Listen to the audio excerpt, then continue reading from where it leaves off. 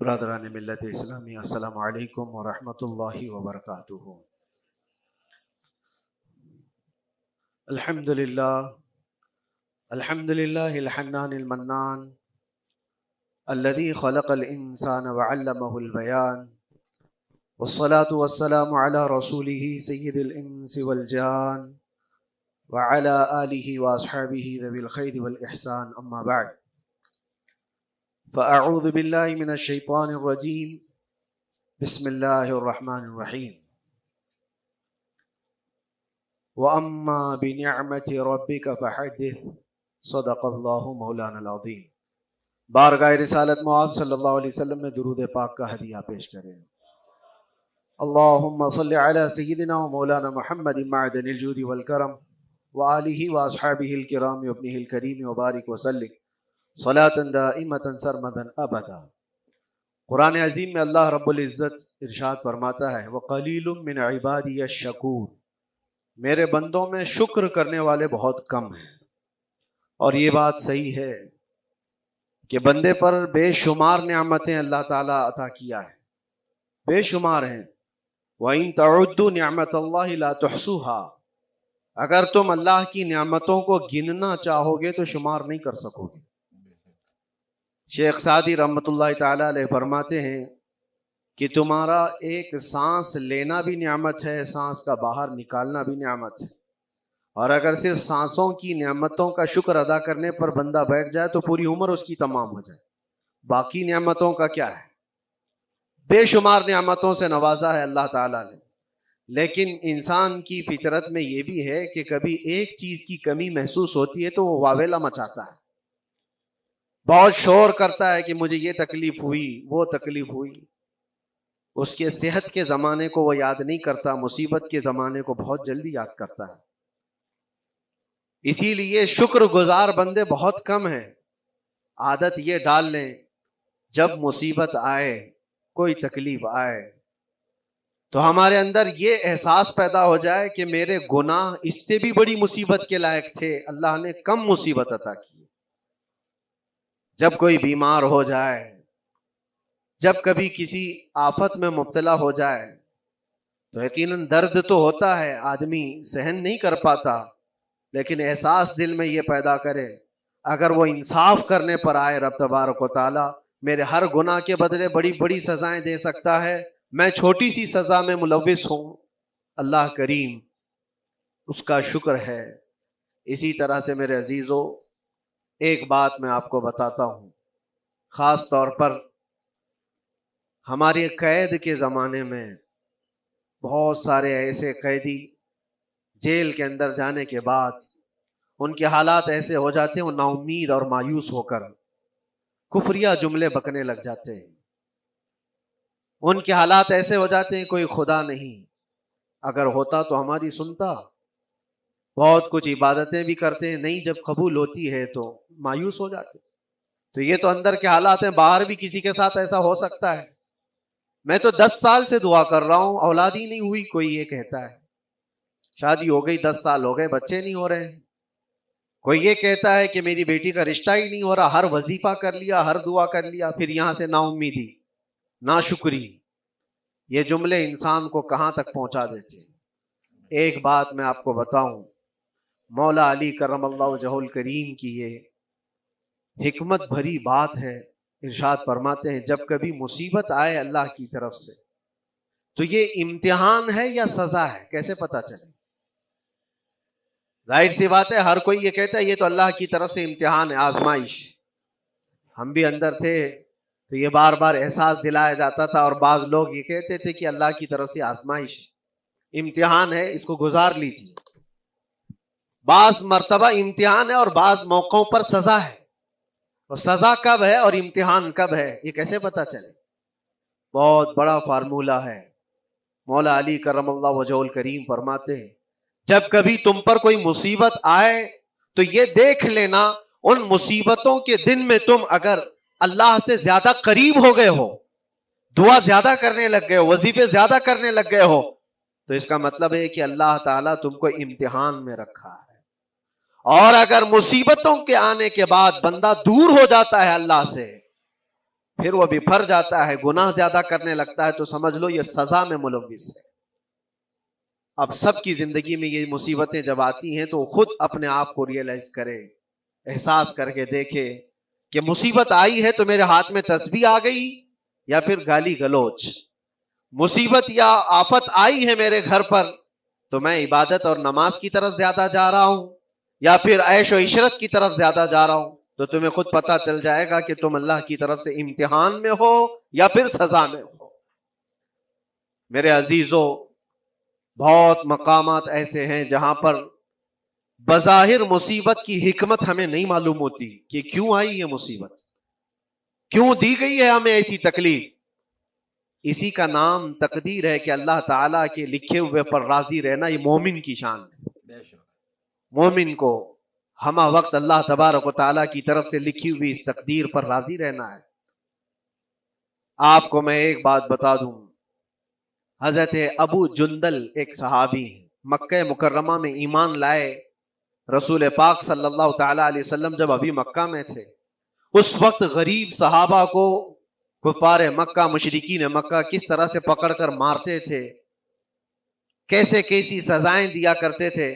اسی اسنا میں اللہ کے نبی صلی اللہ علیہ وسلم ہجرت کر کے مدینہ تشریف لے گئے، لیکن جو ابو جندل تھے یہ قید میں تھے، قید میں تھے، ان کا باپ خود ان کو قید میں رکھا ہوا تھا، اور ایسی قید کہ زنجیریں بندھی ہوئی رہتی تھی، مسلسل کئی سال گزر گئے۔ حضور پاک صلی اللہ تعالیٰ علیہ وسلم کی ہجرت کے 6 سال گزر جانے کے بعد 7واں سال تھا جب آپ کو بتاؤں حدیبیہ کا وہ منظر پیش آیا جس کو صلح حدیبیہ کہا جاتا ہے۔ تقریباً 1400 صحابہ کے ساتھ رسول کریم صلی اللہ تعالیٰ علیہ وسلم عمرہ کرنے کے لیے آئے، لیکن اس وقت مکہ کے کفار و مشرکین مکہ سے تقریباً 35 کلومیٹر باہر دور آپ کا راستہ روک لیا، کہا ہم آپ کو عمرہ کرنے نہیں دیں گے، آپ کے اصحاب کو، آپ کے صحابہ کو ہم مکہ میں انٹر ہونے نہیں دیں گے۔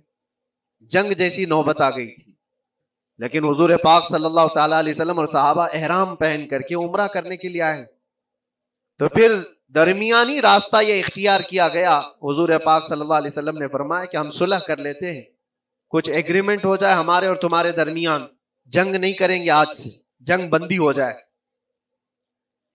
تو کفار مکہ اس بات پر راضی ہوئے، اور اس کے بعد صلح، جس کو کہتے ہیں صلح حدیبیہ، یہ بہت مشہور ہے۔ صلح حدیبیہ ہوئی، اس میں سارے پوائنٹس جو لکھے گئے تھے ایگریمنٹ کے اندر وہ سب مکہ والوں کی حمایت میں زیادہ تھے، دبا کر کے انہوں نے صلح کی تھی اس طرح سے ان کے زوم کے مطابق، یعنی اگر کوئی مکہ سے بھاگ کر مدینے جائے تو انہوں نے ایگریمنٹ میں لکھایا تھا کہ آپ کو وہ شخص ہمیں واپس کرنا پڑے گا، اور اگر مدینے سے کوئی بھاگ کر ہمارے پاس آئے تو ہم اس کو اپنے پاس رکھیں گے، ہم باہر واپس نہیں بھیجیں گے۔ تمہارا کوئی آدمی ہمارے پاس آ گیا بھاگ کر کے، یا ہمارا ہی وہاں رہنے والا کوئی آدمی آ گیا آپ کی امان سے نکل کر کے، تو ہم اس کو اپنے پاس رکھیں گے۔ ایسی بہت ساری شرطیں تھیں۔ میں کیوں کہہ رہا ہوں یہ بات سن لیجیے، یہ صلح حدیبیہ ہو گئی، ایگریمنٹ ابھی لکھا جانا تھا۔ وہ ابو جندل صحابی جو کئی سالوں سے مکہ میں قید میں تھے، زنجیریں توڑ کر کے وہ باہر نکل آئے، اور جب ان کو یہ خبر ملی کہ مکہ سے 35 کلومیٹر دور اللہ کے نبی صلی اللہ تعالیٰ علیہ وسلم اپنے صحابہ کے ساتھ پڑاؤ ڈالے ہوئے ہیں اور تشریف لانے والے ہیں، کسی طرح بچ بچاتے ہوئے وہ وہاں پہنچ گئے حدیبیہ کے مقام پر۔ جیسے ہی وہ پہنچے صحابہ میں ایک شور ہو گیا، صحابہ جانتے تھے کہ کتنے سالوں سے ابو جندل قید میں ہے، طرح طرح کی اذیتیں اٹھاتا ہے، بہت مصیبتیں اٹھائی ہیں ابو جندل۔ دیکھا ان کے جسم پر پورے زخموں کے نشان تھے، ہاتھوں اور پیروں میں زنجیریں لٹکی ہوئی تھی۔ وہ اسی حالت میں صحابہ کے پاس آ گئے، صحابہ سب نے سینے سے سینہ لگایا، استقبال کیا، ابو جندل تم آ گئے ہمارے پاس، آ گئے۔ اب بات سنو، بڑی حیرت کی ہے، ایگریمنٹ لکھا جا رہا تھا اور ابو جندل مکہ سے فرار ہو کر کے آئے تھے۔ ابو جندل کا جو باپ ہے اور دوسرے جو رئیس مکہ کے تھے، قریش کے سردار، سبوں نے ہاتھ روک لیا اور کہا ہمارا ایک آدمی بھاگ کر آپ کے پاس آیا ہے، ایگریمنٹ کے مطابق اس کو آپ ہمیں واپس کرنا ہوگا، واپس لوٹانا ہوگا۔ مکہ میں رہنے والا شخص آپ کے پاس آیا ہے، وہ ہمارا قیدی ہے۔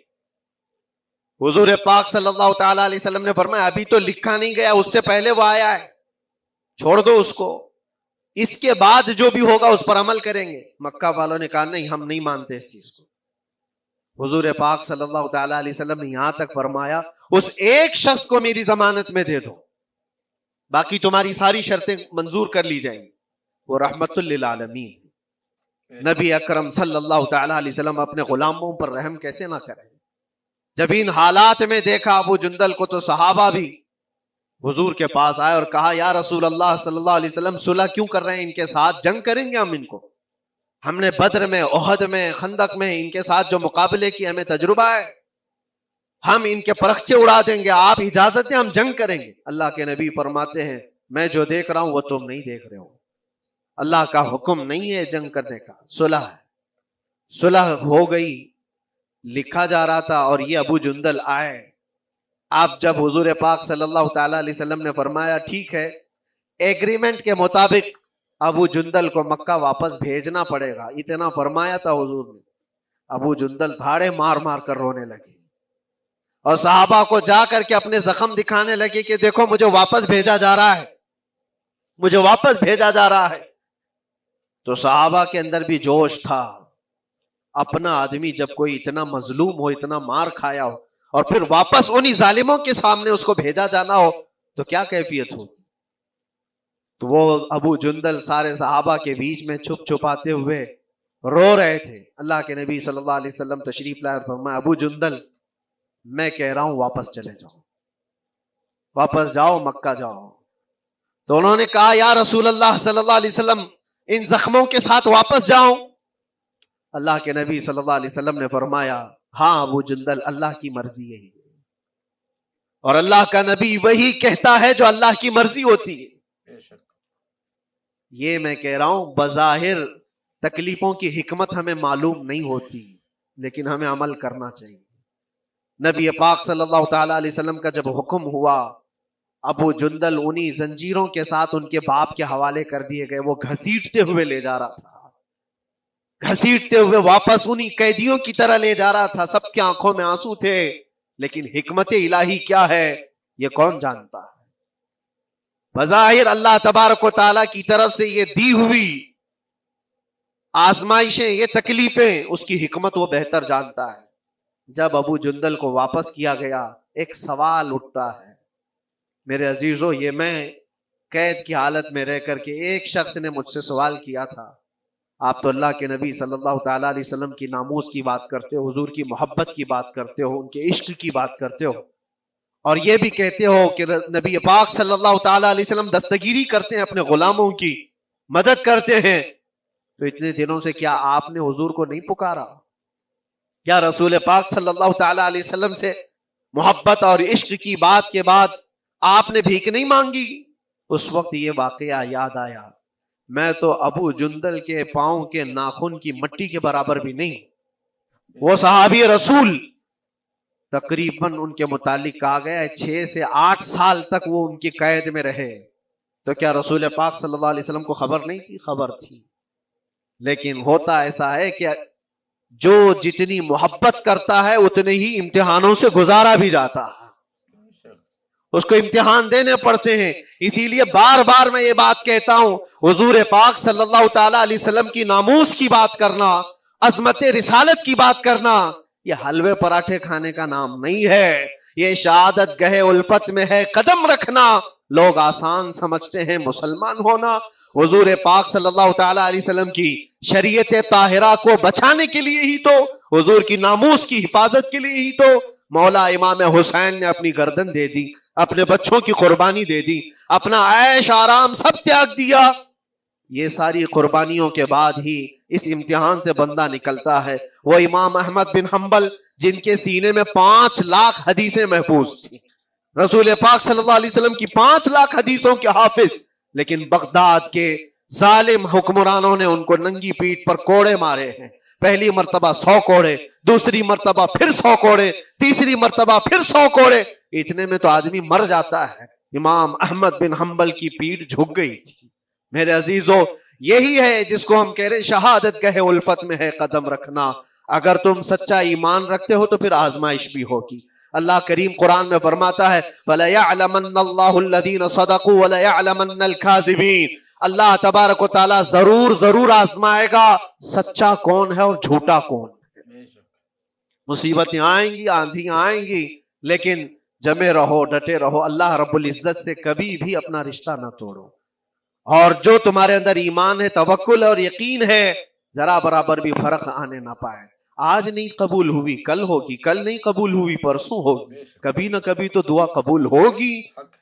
دنیا داروں کے دروازے کھٹکھٹاتے ہیں تو ایک نہ ایک دن دروازہ کھلتا ہے، وہ ارحم الراحمین ہے، وہ ارحم الراحمین ہے، دروازے کھولتا ہے، لیکن وہ بہتر جانتا ہے کس وقت دروازہ کھلنا چاہیے۔ ہم اپنی مرضی کے مطابق رب کو نہیں چلا سکتے، مولا تعالیٰ جیسا چاہے ہمیں ویسا چلنا چاہیے۔ ایک بات اور میں بتا دوں سید، یہ تو دوسرے لوگوں کی بات ہے جس میں ہمارے قصور ہیں، ہمارے جرم ہیں، ہمارے گناہ ہیں، جس کی وجہ سے مصیبتیں آئیں گی، لیکن اللہ کے نبی کا کوئی گناہ نہیں ہوتا۔ جو نبی ہوتے ہیں وہ معصوم ہوتے ہیں۔ سیدنا یوسف علیہ الصلوۃ والتسلیم اللہ کے نبی، اللہ کے نبی ابراہیم علیہ السلام کے بیٹے اسحاق علیہ السلام، اسحاق علیہ السلام کے بیٹے یعقوب علیہ السلام، یعقوب علیہ السلام کے بیٹے یوسف علیہ السلام، جن کی نسل میں انبیاء کرام، جو پورا خاندان نبوت کا ہے، وہ یوسف علیہ السلام کن کن مقامات سے گزارے گئے۔ پہلے بھائیوں نے کنویں میں پھینک دیا، اور اس کے بعد اس زہریلے کنویں سے وہ نکالے گئے۔ جنگل میں کوئی نہیں تھا جب ان کے بھائیوں نے کنویں میں پھینکا تھا۔ اس وقت ایک قافلہ جا رہا تھا، انہوں نے ڈول ڈال کر کے نکال لیا اور پھر لے کر کے گئے۔ یہاں سے کنویں سے تو نکالے، لیکن آگے کی زندگی کیا ہے؟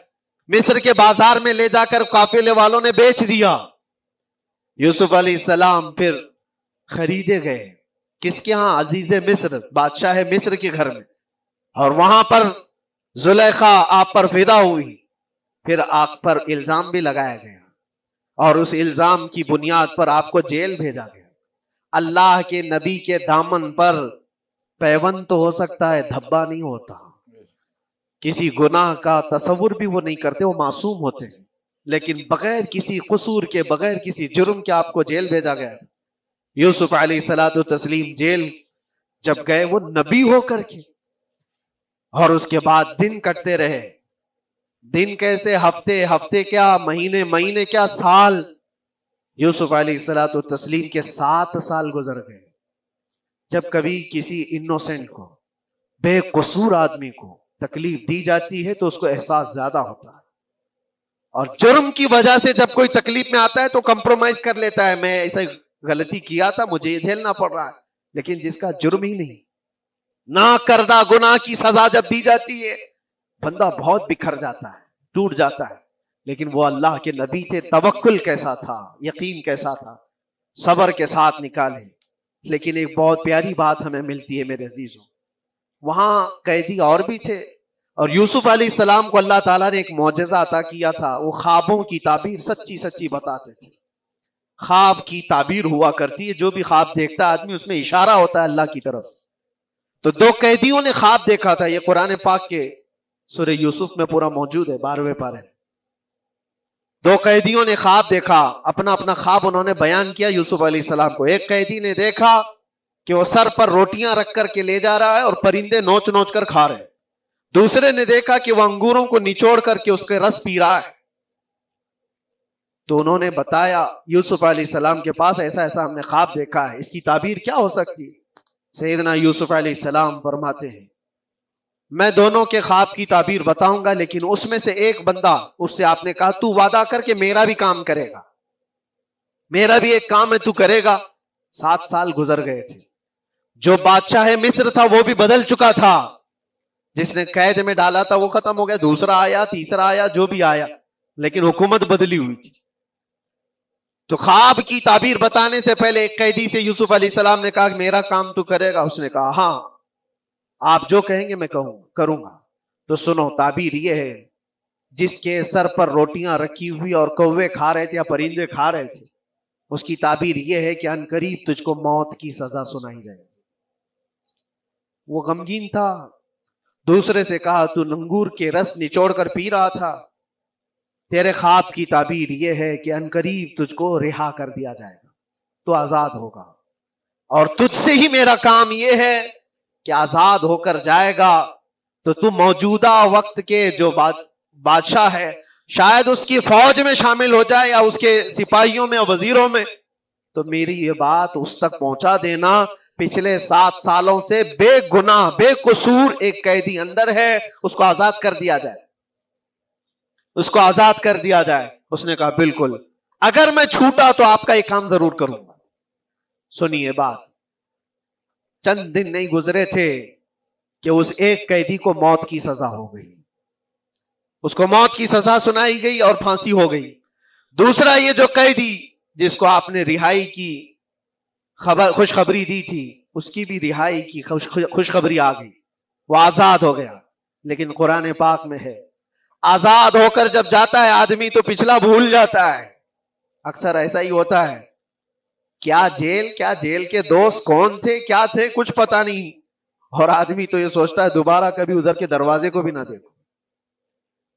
آیا اور بھول گیا، یوسف علیہ السلام نے جو کام دیا تھا وہ بھول گیا، یہاں تک کہ قرآن میں اللہ فرماتا ہے کئی سال گزر گئے، 1-2 دن نہیں، سالوں گزر گئے، اور وہ بادشاہ کی فوج میں شامل تھا یا بادشاہ کے مصاحبین میں شامل تھا، قریبی لوگوں میں۔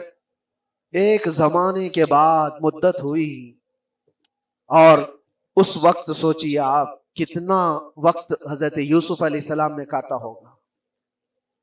ایک دن آپ بے اختیار رو پڑے اللہ کی بارگاہ میں۔ یہ میں آپ کو بتا رہا ہوں، کبھی کبھار انسانی فطرت کا تقاضا ہے، اللہ تبارک و تعالیٰ کی بارگاہ میں رو پڑے اور کہا اے رب العالمین، اے ارحم الراحمین، یہ دن کب ختم ہوں گے؟ یہ جس طرح سے مجھے جیل کی سلاخوں کے پیچھے بند کیا گیا ہے، ان مصیبتوں سے کب آزادی ہوگی میرے مولا یا ارحم الراحمین؟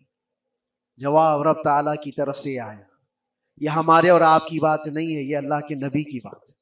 اب سنو، یوسف علیہ السلام کو جواب آیا، اے یوسف، جب تجھے جیل سے نکلنا ہی تھا، تجھے باہر جانا ہی تھا، تو دنیا کے بادشاہ کے پاس سامنے کیوں ریکویسٹ رکھا، میرے سامنے رکھ دیا ہوتا۔ اللہ اکبر، یہ توکل کا اعلیٰ درجہ ہے۔ اتنی مصیبتوں کے بعد بھی تم نے اس سپاہی کو کیوں اپنا قاصد بنا کر بادشاہ کے سامنے بھیجا کہ میری آزادی ہو جائے؟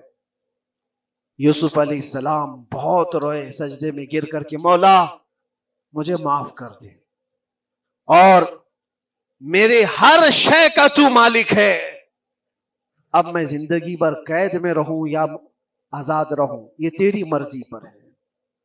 میرے عزیزو، پھر یوسف علیہ السلام کے ساتھ کیا ہوا؟ بادشاہ نے خود ایک خواب دیکھا اور وہ پریشان تھا، خوابوں کی تعبیر کوئی بتا نہیں رہا تھا۔ تب اس قیدی کو چھوٹے ہوئے کو یاد آئی بات کہ جیل میں ایک آدمی ہے جو سچی سچی تعبیر بتاتا ہے۔ پھر اس نے بادشاہ سے کہا ایک قیدی بہت شریف اور صالح ہے، وہ سچی تعبیر بتائے گا، آپ کہے تو میں اس کو لے آؤں، اور اس نے مجھے یہ کہا بھی تھا کہ اس کو آزاد کرنا ہے، آپ کے پاس ریکویسٹ رکھنی ہے کہ وہ بے قصور قید میں ہے۔ بادشاہ نے معلومات حاصل کی اور اس کے بعد پروانہ دے دیا کہ اس قیدی کو آزاد کیا جائے جس کو بے قصور رکھا گیا ہے، اور میرے خواب کی تعبیر بتائی جائے۔ یوسف علیہ الصلوۃ والتسلیم کو لوگ آئے لینے کے لیے۔ اب یہاں منظر اور ہے میرے عزیزوں، کہا کہ بادشاہ نے خواب دیکھا، اس کی تعبیر بتائے۔ آپ نے تعبیر تو بتا دی کہ کیا ہونے والا ہے اگلے 7 سالوں میں بادشاہ کے ساتھ، یہ ساری تعبیر بتائی، لیکن جب آزاد کرنے کی بات آئی تو آپ نے کہا رہنے دو، اب مجھے قید میں رہنے دو، اس لیے کہ آپ کو یہ احساس ہوگا کہ میں بادشاہ کے پاس کیوں رکھا ہے اس مقدمے کو۔